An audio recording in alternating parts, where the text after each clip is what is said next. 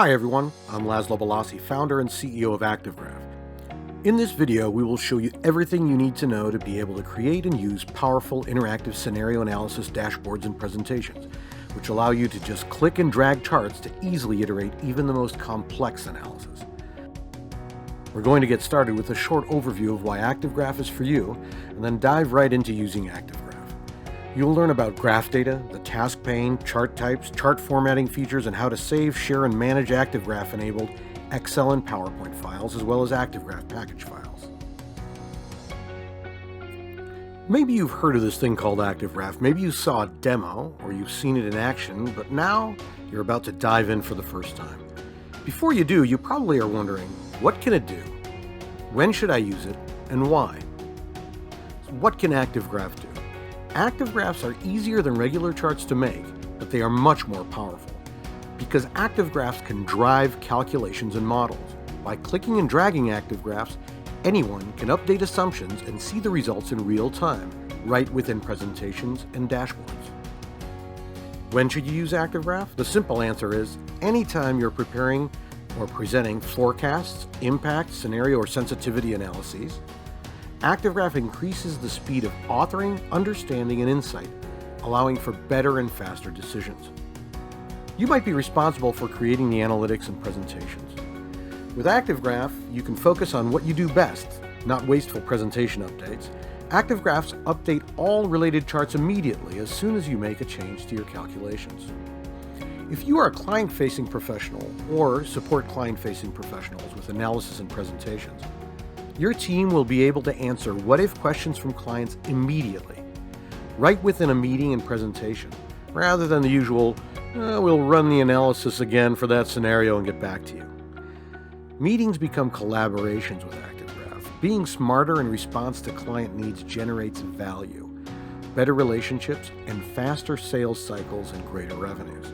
With ActiveGraf, you will build interactive dashboards and presentations quickly and effortlessly without disrupting your normal workflow. In fact, if you use other analytical tools such as MATLAB, R, or Python, you can use ActiveGraf with those too. Now I'm going to show you how to open and load ActiveGraf-enabled PowerPoint and Excel files. Just as with any PowerPoint presentation, you open up your folder, choose your PowerPoint, double-click, and PowerPoint loads. You'll notice that any ActiveGraf-enabled PowerPoint file automatically opens the TaskPane. That means ActiveGraf is active and you don't have to turn it on separately. Also, the best practice is to click on every single slide that has ActiveGraf content. By clicking on the slide that has ActiveGraf charts, the charts initialize and find any related Excels that are necessary to make it run. This is automatic and a very convenient feature because you don't have to keep in mind which Excels go with which charts, and also you don't even have to know where the Excels are. Once the Excel loads, you can go back to the PowerPoint. It's best to click through all of your slides and make sure that the charts load and initialize. You may find that when you first import an ACTG package, which we'll talk about later, the first load, when the charts initialize, is slower. That's because that's when all of the synchronization tokenizations are built up. So we'll just go through and load every single chart here. You'll see that they load fairly quickly. You don't even really have to wait for them to load when you move on to the next slide and click through. Now, if these charts were attached to different Excels, those Excels would also automatically be open. You can also just open an Excel and it will initialize in a very similar way. The charts will load, the task pane will also open. Okay, so now we'll get started with using ActiveGraf together. To create ActiveGraf-enabled Excel and PowerPoint files, you just create the files as you would any other Excel or PowerPoint files. However, ActiveGraf-enabled Excel and PowerPoint files have to be saved to locally mapped drives or cloud mirrored drives like Dropbox, Google Drive, iCloud Drive, or Box. The current version of ActiveGraf does not support cloud stream drives, like Microsoft OneDrive or Google Drive file stream. Not yet, anyway. This feature will be added soon. They can't be moved or renamed once they are created. This is because of the way the synchronization engine works.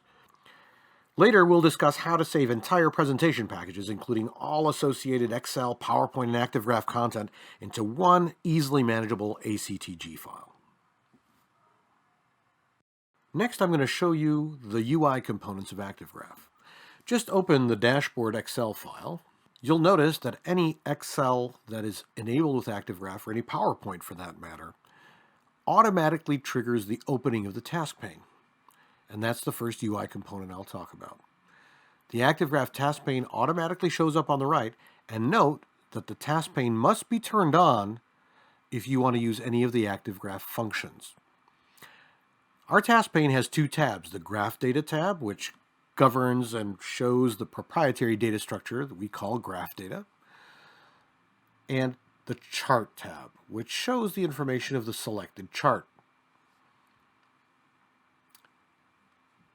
Here you'll see the ribbon. So the ActiveGraf ribbon is a series of menu items that allow you to do various things, such as turn the TaskPane on and off. If the TaskPane is not on, you can turn it on by clicking on Open TaskPane. The next icon is the package icon. And what that does is it makes a convenient package of all the content, Excel, PowerPoint, and ActiveGraf content, and it packages it into one convenient ACTG file. The Package All button does the same thing, but combines every PowerPoint and Excel that's open at the given time into one package. The Settings and About, as well as Help buttons, are self-explanatory. The last user interface component that I want to show you is the Insert Chart, a very important one, an Insert Chart menu item. So you can go to Insert, go to My Add-ins, and click on the little arrow here, and click on Insert Chart. Now, to make this easier, what we recommend is that you right-click on Manage Other Add-ins and say Add to Quick Access Toolbar. We've already done that, so you can't do it here. And so if you do that, it's much easier to insert a chart because you can just click on this button here and say Insert Chart. Avoid using Excel and PowerPoint in autosave mode. That feature conflicts with the operation of the TaskPane. I'm going to show you how to create GrafData. As I said before, the TaskPane is separated into two tabs, GrafData and Chart. The reason for that is that these are the two components of ActiveGraf. GrafData is the proprietary data structure, and it allows you to identify and synchronize and name data. You can build ActiveGrafs from existing Excels as well as starting new ones. And all you do to create a data set, a GrafData, is to highlight the data that you want to create, click on Create GrafData, and give it a name of at least 3 characters. You can say Webinar 1. Click on Create, and as soon as the green tile comes up, it has now been synchronized into your data library. Remember that GrafData must be at least 2 by 2. The reason for that is each data has to have a category and series name attached to it, and there's the data, so 2 by 2. Now we're going to talk about the optimal data structure for GrafData. On the top left, you see an example here that has indentations for data and no group name, and the data is split into 2 smaller subtables. The problem with that is that when you actually form the GrafData for this whole table, when you look at the actual labels, they come out like this. If you look on the TaskPane, these are the series names, and you can see that they're all over the place such that you can barely read these. And also, you can see how it comes out rather strangely here as well on the legend for the given chart. Also, you should be cognizant of the fact that it's better to form smaller graph data and have labels often in your spreadsheets because that makes it tight and compact. And so this label system here is much better for the use of graph data and for the use of active graphs. As you can see, much more clear the chart. It only shows the data that we want. If we click on there, you can see that all of the data and series labels are nice and neat, tidy and easy to read.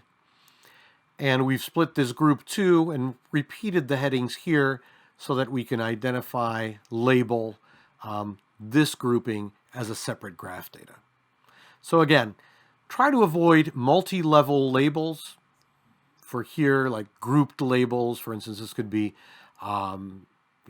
quarter one, and basically if you had quarters here along here, and you had the group by year, that's not very helpful. So it's best to have the labels clear, including all information, one level, and right next to the data that you're organizing into graph data. ActiveGraf is designed to fit into your existing workflow. If a given column or row header has a label that is too long for use in a graph, no problem. For instance, we have this is a really long header, label here. What you can do is you can keep the way you would model and the way you would label things, and then just click in the chart and change how that specific header is shown in the chart. And you can do that for the purpose of the specific chart. So you can just click in there, and there you go. Right away it changes to short. Also, you can go and change the label if you want, because everything is synchronized bidirectionally, remember. So we can also say that this is a really long header 2, and immediately the chart, all related charts react. So you have two ways to adjust the labels within the chart. One is at a macro level within the data set itself, the graph data, or each chart can branch off with its own specific formatting by changing the labels within the TaskPane under each chart. Now we're going to talk about how dynamic graph data is. So not only are the charts linked to the data and the data linked to the charts, namely if I drag the chart, it changes the data, and if I write in the data, it automatically updates the chart. The actual data structure itself, graph data, are dynamic. In other words, if you'd like to insert a row or column, the data structure follows that insertion and updates all charts accordingly. So for instance, if we wanted to put another row of data row 3.2, all we do is we say insert, and here we say data 3.5, and we just add some numbers in. All data, all charts attached to this data will now allow for this data 3.5 to be here. It's not here now because you've already set this chart, but it is available in the graph data structure, which has been updated. You see it's here now. So if we want to add that data, here it is. We can add data 3.5 right in there. This is very useful. As your model evolves, you may want to change things, and you may want to change the actual content of the data structure itself. And so it's good to be able to insert and change things just as your normal workflow without disrupting all the charts that are attached to it, maintaining those very strong links. The other thing that you can do is actually move graph data, and the links will follow. So I can take this graph data and move it anywhere. And of course, the graph data range will be updated. So if I go to my graph data and I say, I want to see good structure, then you see that the good structure data range is already updated for this new range. You can also copy data sets and place them elsewhere, but that will not create a new graph data. That will only create the same thing as you would expect in the Excel, which copies those cells to the range where you targeted them. You can also transpose the data in a chart, so you don't have to restructure a graph data to be able to show it differently in the chart. And this is a very, very useful feature. If we look at the characteristics of this chart, and we'll see here the transpose button, and we can just click that, and automatically ActiveGraf transposes the data to be grouped by series rather than category. This really allows you to maintain your existing workflows and orient the charts as you wish without having to disrupt the typical structure of your Excels.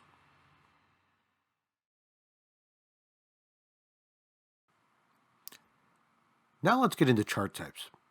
The data structure for most chart types is the same.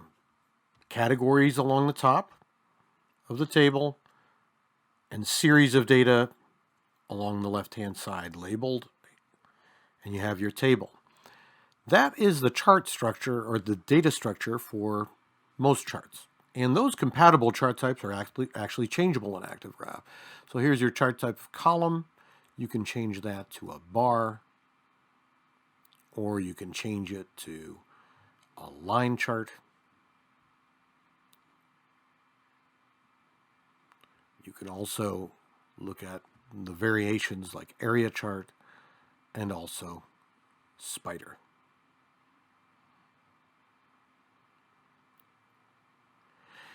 Obviously, we also have a table chart type, which looks just like an Excel table. So what are the other data structures and data types? Well, one unique chart type with a unique data structure are pie charts. Those have one series of data, but several categories. It would be like just taking this here.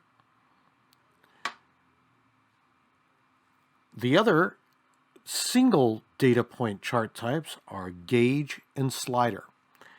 So let's take a look at some of the unique chart types that are control chart types, and then get back into how to insert and create charts of various forms. Chart types that are unique in their data structure and unique in their functionality are control chart types in ActiveGraf. I'm going to walk you through the 4 types of control charts that we have right next to their data structures so you can see exactly what happens and thereby learn very easily how to use them for version management, for scenario management, and to control various aspects. Firstly, let's look at the radio button chart type. You can create the radio button chart type. This is the data structure for it. And again, a little bit later, we'll get into actually inserting and making these charts. But the radio button chart type has a selectable categories rather. And once you select that, it returns a 1 for that given category. You cannot choose more than 1. The checkbox is very similar to the radio button selection chart or control chart, but it's different in that you can select more than 1, as many as all of them. The drop-down menu is a convenient way to select fixed types of selections,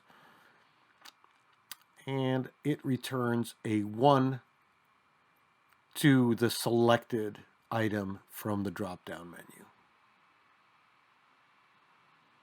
You can see how that changes. You can also have checkboxes that are vertical, and these charts are formattable. So you can do the same thing here and say, okay, product 2, and select more than 1. And you can see that we've taken a very straightforward approach to make it very flexible and essentially dovetail right into your workflow. When you use the control boxes in ActiveGraf, just remember it returns a 1 to whatever is selectable, and from there you can go on and customize whether it's a selection that drives a scenario or what have you. You can also insert a chart by just highlighting the data that you want to use, and then clicking on Insert Chart, choose the chart type first, and then say Use Highlighted Data. What it does is it will create a GrafData instantly for that and set up the chart. So here's our pie chart.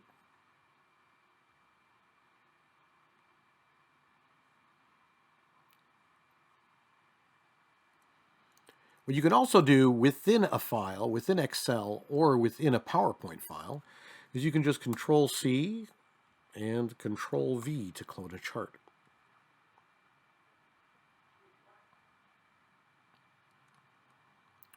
You can only do this within one given file because of the complex nature of the synchronization.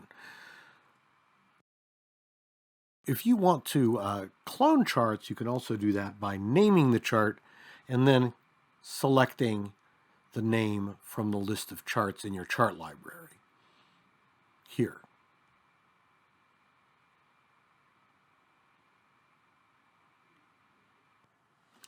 Let's also quickly take a look at how to insert a chart in PowerPoint. The process is very much the same, but there's an added design feature. In PowerPoint, you can choose different styles for different charts and different background colors. You can also choose the color palette. This is very useful when setting corporate color schemes and using client logos and so forth. We've designed ActiveGraf to work right within your existing workflows and to make things very simple. And so when you insert an ActiveGraf in a PowerPoint, it automatically chooses the color and color scheme that is compatible with your presentation. So we'll just go in and insert a chart here, an area chart. Click on Area Chart. And we'll use the same data as we used before, good standing. Should find it. There we go. Good structure, not good standing. Good structure 2.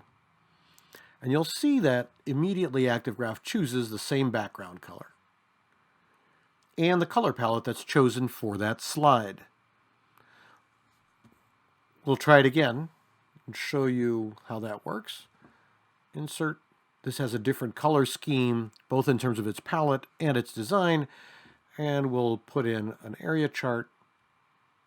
Again, we'll choose good structure. There it is. Finds the data based on its name. Very easy.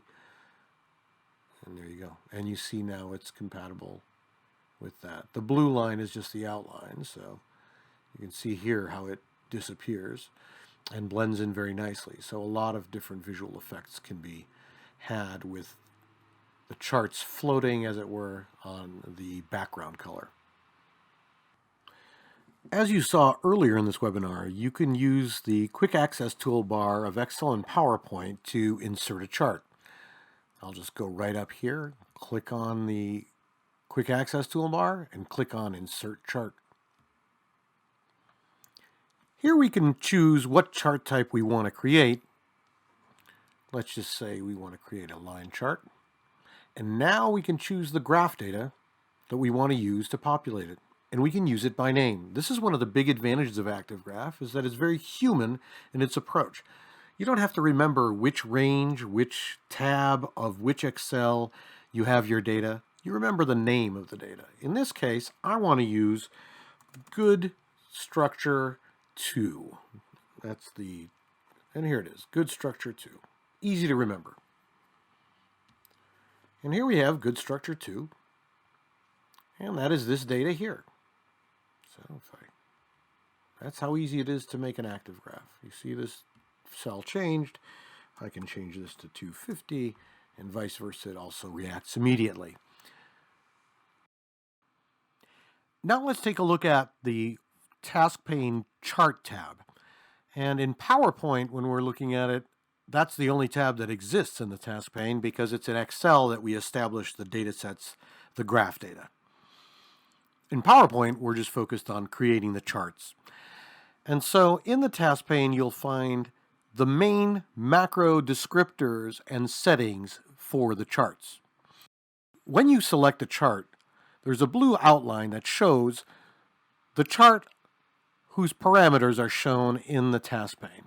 So for instance, if I go over to this slide, it's still the other chart that is shown in the task pane until I click on this and I see the blue outline. So let's go back, click select, and we know that the task pane is now refreshed for the data and settings of this chart.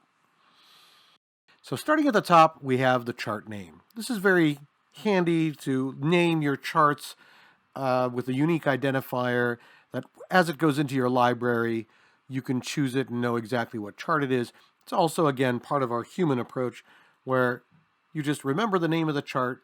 And if you have a favorite chart, you can just drop it in by name in the clone window. For instance, if you have a favorite comparables chart or a favorite markets chart, you can just insert it by name, which is very convenient and time-saving. The next is the chart type. From compatible chart types, you'll be able to choose from this drop-down window. So we can change it to bar, column,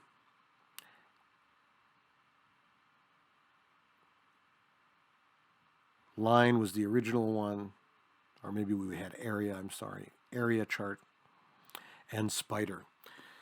You can also choose spline to format the lines, any lines, whether it's an area or regular line, to be in the form of a smooth spline. You can also add tags to your charts. So if your descriptor has to do with a specific client and you have a good structure area chart, you can also say client 1 space, and then when you hit the space bar and click out of it, that tag is also useful for identifying this chart from your library if you wanted to place it somewhere else.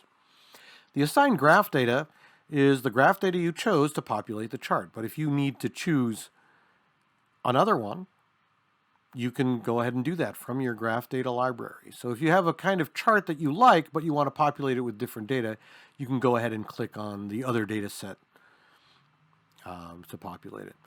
This information is very useful because it can tell you which version and from which file that graph data emanates, and therefore making it a little bit less ambiguous as to which graph data you're talking about in your graph data library.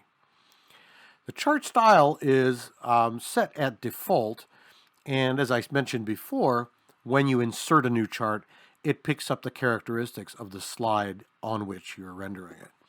But you can also define styles and then apply them again. So for instance, if we wanted to make this a white chart, we can just do that. White background chart with the default color schemes, gray, and so forth. You can define your own charts. I did one with a pink background, like the color pink, so let's look at the pink background, manage style, and there you go. Let's go back to default. And click on manage styles as well. So we can actually save this chart with its color scheme, with the way it's set up, and say save selected as style.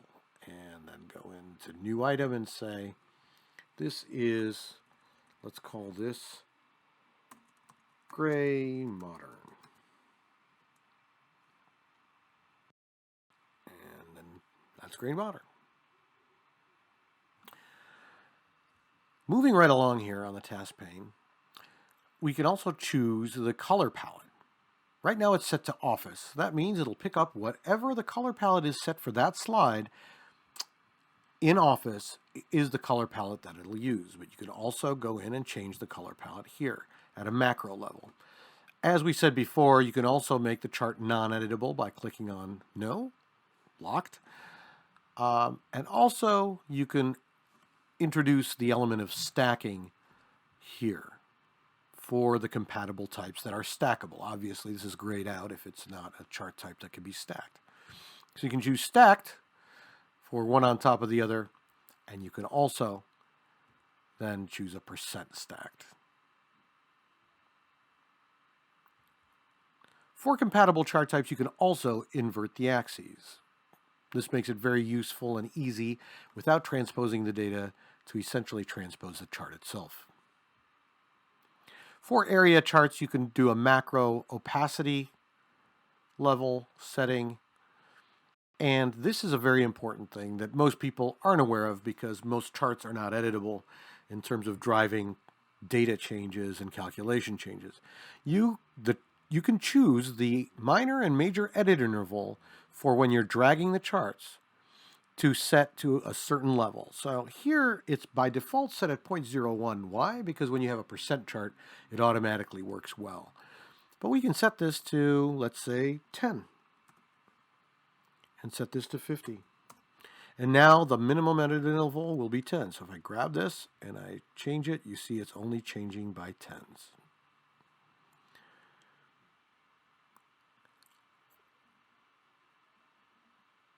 We can also set the chart title here. Again, these are the macro parameters that are in the TaskPane. You can say this is our good structure chart. And goose structure. That's not good. Good structure.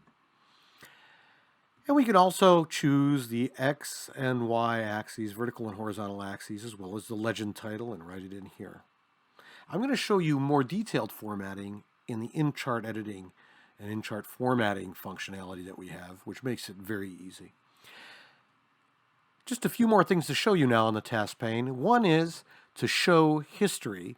You can turn this off, and therefore the chart, although editable, you'll not be able to undo and redo.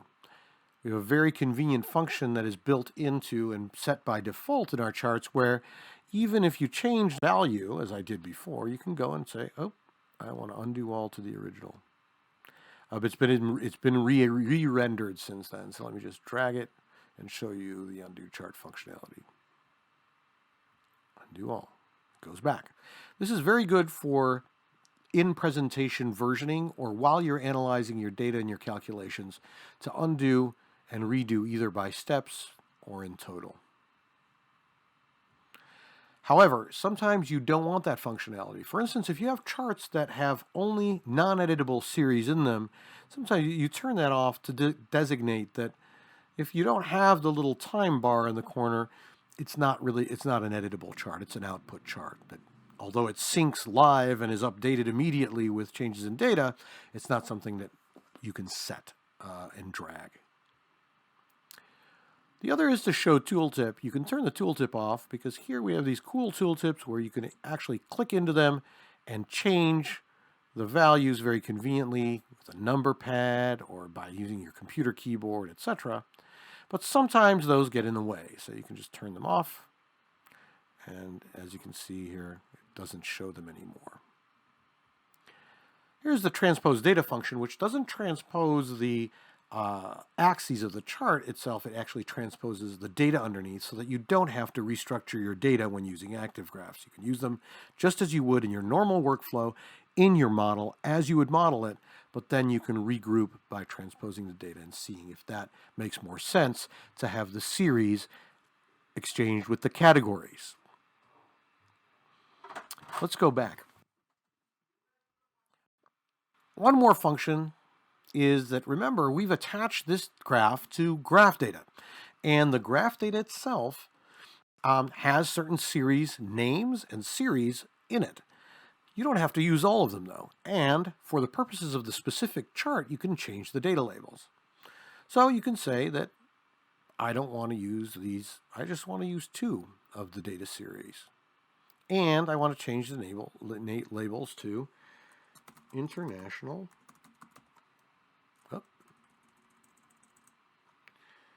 International and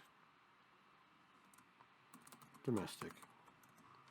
So these change the data labels for the purposes of this chart only, and it doesn't change the original data. Similarly with category names and labels.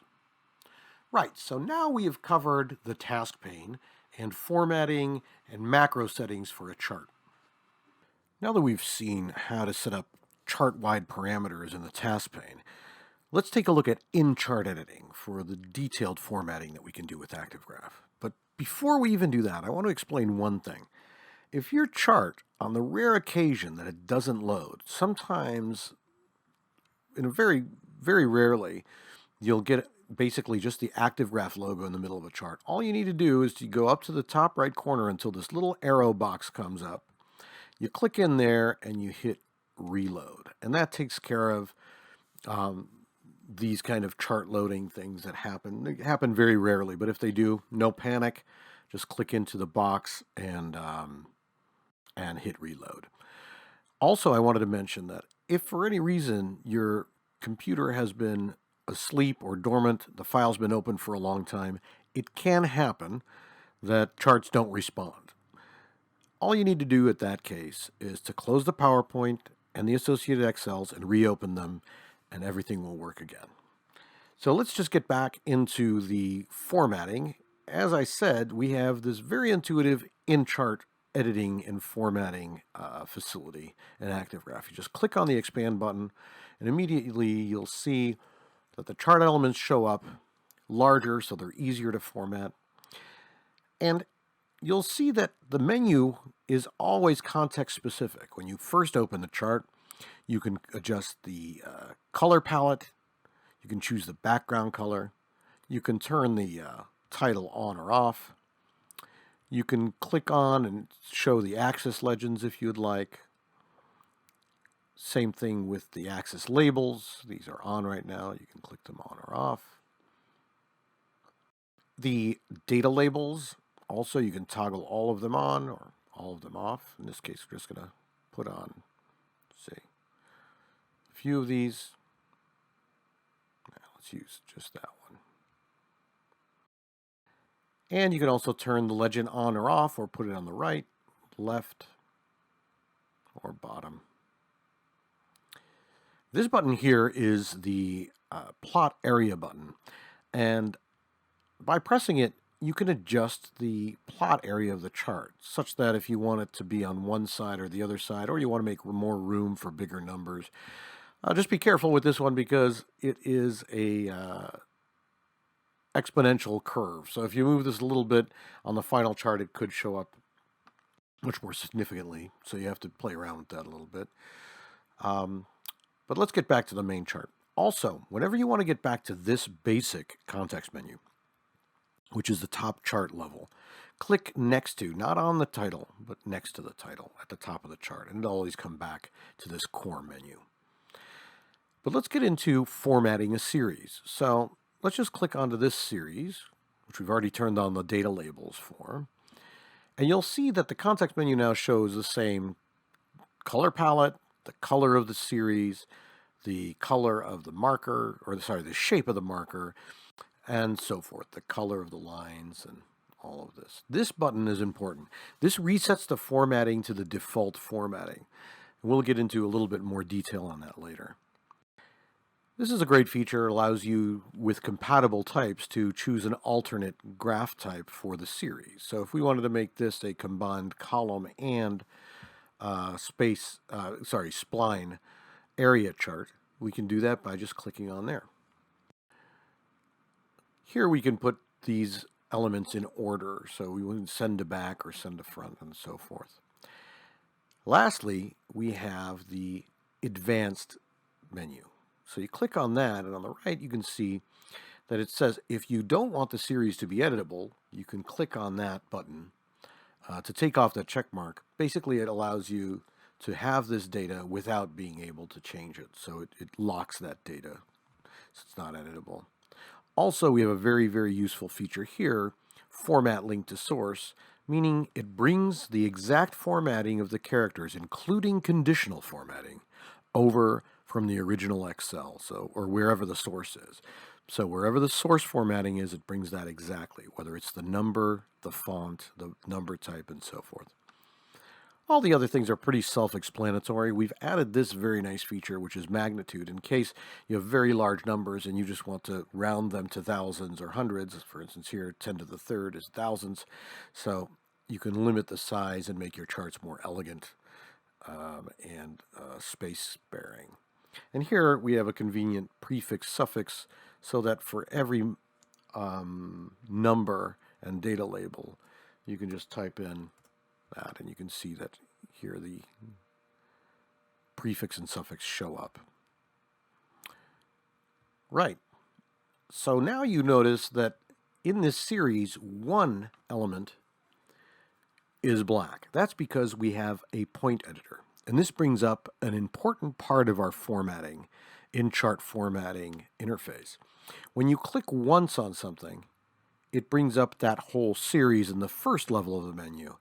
And if you double-click on that single part, then it highlights the next level of the menu. In the case of series, that means this one point can be edited just like the series, but separately to give emphasis and so forth. So I've double-clicked on this. Now, if I wanted to rejoin the formatting, this single point, I wanted to rejoin the formatting of the series, all I need to do is click, again, the Reset Formatting button. I can do the same by clicking on the numbers. So you see I click once, and it shows the whole series of data labels. If I click on it twice, it's just that data label that is shown. And once I do double-click onto text generally in the chart, you see the context-specific, very familiar text editing functions. If you click onto a chart, so I could change this, for instance, to a larger size or a different font color or whatever. Now, if you go onto text that is editable, when you click onto it, you'll see a little pencil, and that's where the field is where you can change the actual content of the text. Good. Well, let's move on now to the axis labels. If I click once onto the axis labels, it brings up the context menu for the axes themselves, including grid line, label, the axis title I can turn on and off, resetting it to the default, etc. Here, currently there's no line set, but if we set it to 1, you'll see there's a line there, for instance. We can change the color, just as you'd expect. Now, if I go here again, following our click and double-click thought process and UI, if I double-click, I get the font-specific context menu, which can be changed, which allows for font changes. Right? Now, if I go into the, I'll go back to the axis menu because there's some important features that I'd like to show you in the advanced menu. So you just click on advanced, and here, if we don't want to use autoscale is the default because it's useful for editable charts where you can really run your calculations from the chart and change values. It's useful to have dynamic scaling. But sometimes you want to fix the scale, so you can do that here, or you can change the grid line interval by just choosing that and so forth. And the rest is what you've already seen. One more thing is that the grid line style and format and everything can be adjusted here. And if you want to go back to the default, you can just click on the default. Here you can change the spacing as well, just a more convenient way to do it. Okay. So as I said, if I want to go back to the root menu, all I do is click here. One last thing I wanted to show you in formatting. Again, here in the legend, if I click once, that is the formatting level for the fonts in the legend. So I can just kind of increase all of the fonts or change the font type and so forth. If I double click, what happens is it lifts that specific one out, and I can not only change individually the font and the way the whole character and spacing is, but I can also change the content. If I wanted to change the name of this series for this chart specifically and save it as a different thing, I can do that here. Remember that to save all in-chart editing, you need to click the close button. You can click without saving on the X, and that will save, or that will go back without saving the changes you made.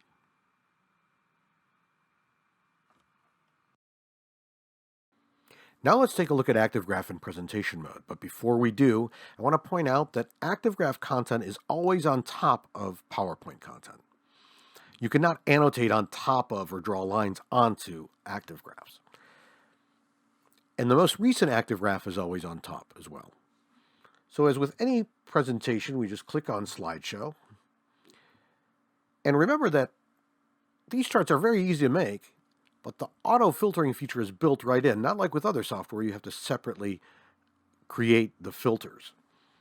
This makes it very time efficient to not only create, but also use ActiveGraf in a presentation. For instance, all you have to do is put all related series into one chart. Take a look at the right-hand chart. A lot of data series.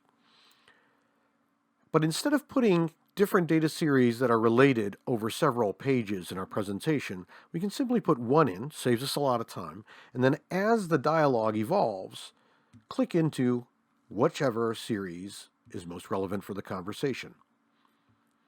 Our auto-scaling feature makes sure that the scaling is optimal for whatever you've chosen.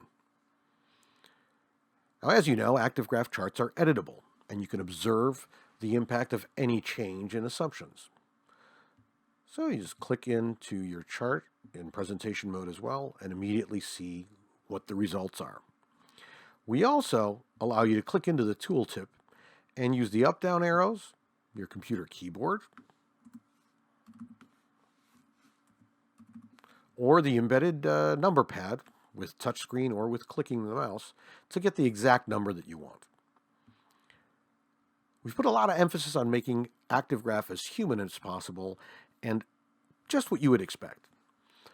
If you roll over a series, it highlights that data series in the chart and shows the tooltip so that it's easier to observe the exact nature of the data.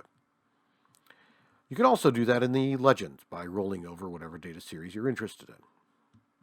Also, a very useful feature is the undo-redo feature. You can undo all edits to the chart and see what the original was, and then look at the result of any what-if analysis.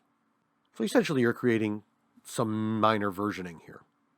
You can also undo and redo by steps. One last thing I wanted to point out about presentation mode is that, remember, you can only click and drag to edit numbers that are natural numbers and drivers. You cannot click and edit calculated numbers. The reason for that is, if we allowed you to click and drag calculated numbers, it would essentially overwrite formulas with numbers. So let's take a look. You try to click and drag an editable number, you can see that it's highlighted as draggable. But if you click and drag a calculated number, it won't allow you. There's no grab bars or highlights.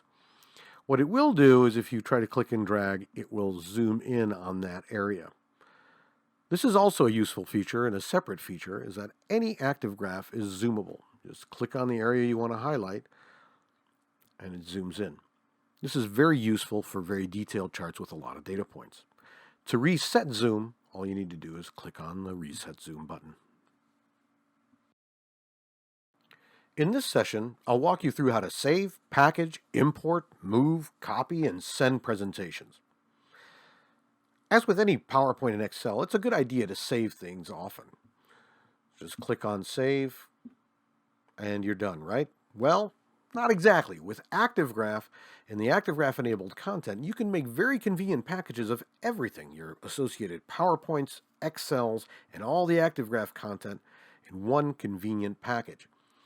We recommend that at any major level of work, any major completion of work, you create a package.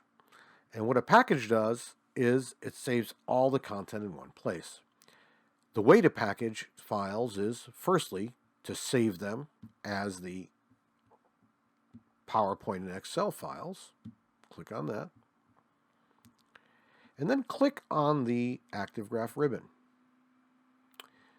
You'll see that there's a package button. You click the package button and click Save. Find a location for your file and click Save again. Now, the PowerPoint and any Excel that it needs has been saved and packaged into one convenient ActiveGraf file. I'll get to how to import those in a second. First, a few tips. As I said in the opening files section, it's a best practice to click through your presentation and make sure all charts are loaded. This way, when you save them, you can be sure that all the data are tokenized and refreshed as appropriate and saved in the correct form. Now let me get to Package All. So if we click Package All, what it does is it saves not only this PowerPoint and the associated Excels, but any PowerPoint that is opened and any requisite Excels for them to work. So you can make bigger packages that rely on the same Excels or set of Excels that have more than one PowerPoint associated with them. Creating packages is also the basic way and a very useful way to create versions of presentations. So before you go into a presentation, you create a package, and as you're using that presentation, it may change because you're doing scenario analysis. So once you're done with the presentation, you can also save package, and then you have a separate version. Now I'm going to show you very quickly how to import these saved packages. Now keep in mind, to package an Excel and PowerPoint file and all ActiveGraf content together is great. You can only export it and package it if you have ActiveGraf, but you can also import them if you have ActiveGraf. I double-click on the ActiveGraf file, and you'll notice that, as with many software, sometimes the window doesn't jump to the fore. So you just find it's flashing in orange, it says. Now, here's our import panel. It's important to note, and we've emphasized before, that once you save ActiveGraf-enabled PowerPoint and Excel files, you have to keep them in the same location with the same name and same path.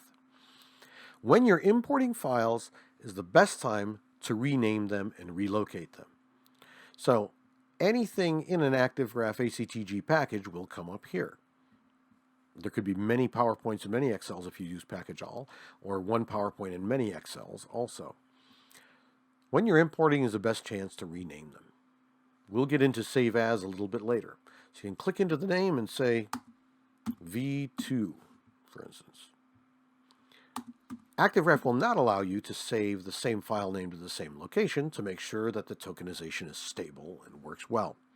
You can also click in to select the folder and change the folder to whatever you wish. Keep in mind that you can only save ActiveGraf-enabled files to local drives or Box, Dropbox, and other non-streaming cloud drives. Pretty soon we'll have the functionality to support OneDrive and Google Streaming Drive as well. So we just click Import, and when the import is done, you have the option to either import the directory where it was imported to, or click Finish. Now we can also do this with Excel. There's a little bit of a difference. When you package from Excel and you click Package, it will only create an ActiveGraf file with the Excel and ActiveGraf content in that Excel and associated Excels if you have charts that have graph data that are from other Excels. In other words, you're one step lower in the pyramid. You're basically looking at the calculations and packaging those. The functionality is the same. So we've gone through how to save files, how to package them, which is really the saving in ActiveGraf. If you're saving ActiveGraf content in packages, it's really packaging them.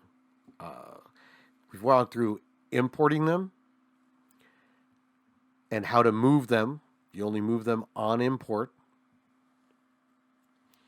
And then let's talk about sharing in your normal workflow ActiveGraf-enabled files. So if you send just the PowerPoint file as a PowerPoint, you will only send the frames in which the ActiveGraf enabled graphs are located. But because you're not saving and packaging the ActiveGraf content, that won't go through. So there's a workaround. If you're sending something to somebody who doesn't have ActiveGraf, you can very simply just save this as a PDF file, export it as a PDF file, print to PDF. Just remember to set the charts as you would want them to be in a static position. Also, you'll recall that I said if ever a chart gets stuck, you simply click on the corner of that chart and this little menu item will come up. Here, there's another feature. If you don't want to export to PDF and you want to use the PowerPoint file, again, you can also show as saved image. That means that it turns the ActiveGraf temporarily into a picture, and then when somebody sends it back to you, if you put it back into the same location, you can revert this process. Because you have ActiveGraf, you can turn it back into an ActiveGraf by clicking here and saying show as ActiveGraf. Now I'm going to explain to you how ActiveGraf works in save as format. So if you wanted to move a file, you can also do it and rename it by clicking save as. Let's take a look at what happens. So here are your ActiveGraf enabled, your charts and your ActiveGrafs, and you're in an ActiveGraf enabled PowerPoint file. Click Save As. Choose a new name. Say this is use case 3 and save. Now you'll notice that ActiveGraf will go through and it's going through all the charts here in the background. And it's creating essentially clones of all the charts in the original presentation. So this file is now a new file, yet the charts are attached to the same graph data. This is very useful if you're doing different versions of what are essentially the same data and calculations behind, but you want to adjust the way the entire presentation is presented. On the other hand, we'll click into a Excel and show you that save as in Excel. Let's do the same thing. We'll say this is 3. The logic is slightly different with Excel, and the reason is that Excel also carry the graph data. So you'll see that the TaskPane flashes, it reloads, and now it has cloned the graph data, not the charts. I mean, if there were embedded charts here, it would also clone those charts, but you've now essentially renamed and possibly relocated your Excel, but now you have a fresh set of graph data that are clones of the original graph data. So it's a file with the same structure, but now you have an independent library of the exact same graph data structure. And that can also be very useful if you want to put them on another kind of presentation and you just want to replicate the structure of an Excel together with its graph data structure. One more feature that I want to point out is, while the individual PowerPoint and Excel files should not be moved, you can rename, move, send, and email ACTG files. But once they're imported, they're in your library and they're synchronized and tokenized.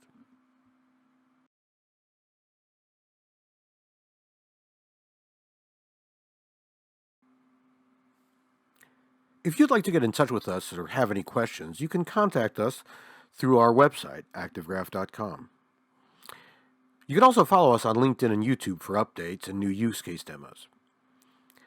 Please note that there's a QA panel on our support webpage. If you have any questions, it's worth checking there first. Thank you for your attention. You are now ready to quickly and easily create your very own fully interactive predictive dashboards and presentations with ActiveGraf.